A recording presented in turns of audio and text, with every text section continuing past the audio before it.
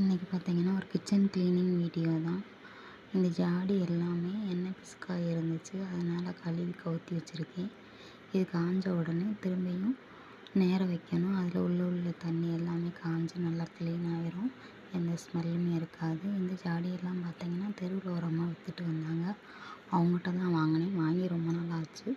இது கிச்சன் பக்கத்துலேயே இருக்கிறதுனால எண்ணெய் பிசுக்கு அதிகமாக இருக்கும். அதனால் வீக்லி ஒன்ஸ் வந்து கழுவி வச்சுருவேன். சரி இன்றைக்கி கழுவலான்னு பார்த்துட்டு இன்றைக்கி எல்லாத்தையும் கழுவி எடுத்துகிட்டு திரும்ப அந்தந்த ஜாடியில் அதுக்குரிய பொருளை போட்டு வச்சுருக்கேன். புளி, மிளகா, கல்லுப்பு, தூள் உப்பு, ஒரு சின்ன ஜாடியில் வந்து மஞ்சத்தூள் எல்லாமே போட்டு வச்சுருக்கேன்.